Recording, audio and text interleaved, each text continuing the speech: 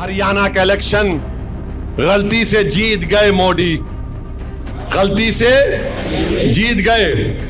अब कैसा जीते, मैं तो नहीं था वहां पर, वरना बोलते B team B team.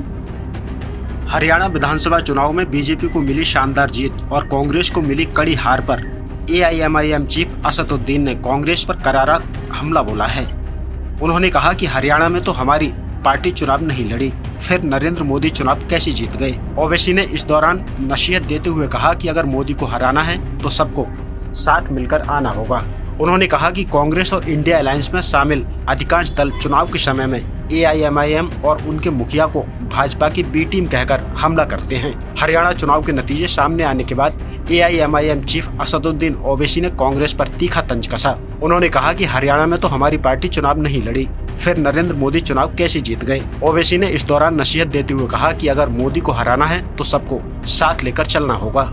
Haryana का इलेक्शन गलती से जीत गए मोदी, गलती से जीत गए। अब कैसा जीते, मैं तो नहीं था वहां पर, वरना बोलते बी टीम बी टीम। इन्हों गए तो ऐसा हुआ, इन्हों गए तो ऐसा करे। मेरे को बहुत से लोग बोले, मैं बोला बैठो मियाँ, थोड़ा बैठ के तमाशा देखेंगे अपन भी, ये झमक झक्का जो कर रहे ना, देखेंगे क्या होता। हार गए नो वहां पे। अब किसकी वजह से हारे बोलो आप। अब समझ में नहीं आ रहा इन लोगों को, हारने वालों को। अरे शेरवानी तो नहीं आई आपकी, सर पे टोपी दाढ़ी वाला नहीं आया भड़काऊ भाषण देने, हम कैसा हार गए। मैं इन लोगों से कहना चाह रहा हूं, पुरानी पार्टी से जरा समझो मेरी बात को, समझो मेरी बात को। मोदी को अगर हराना है ना तो तुमको सबको साथ लेकर चलना पड़ेगा। तुम अकेले कुछ भी नहीं कर पाओगे, तुमको साथ लेकर चलना पड़ेगा।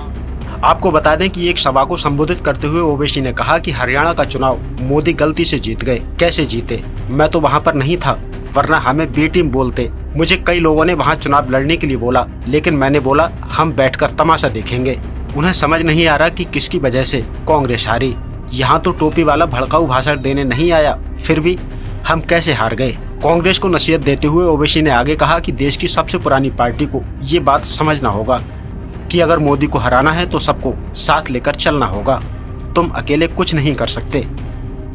आपको बता दें कि हरियाणा चुनाव में कांग्रेस को लगातार तीसरी बार करारी शिकस्त झेलनी पड़ी है।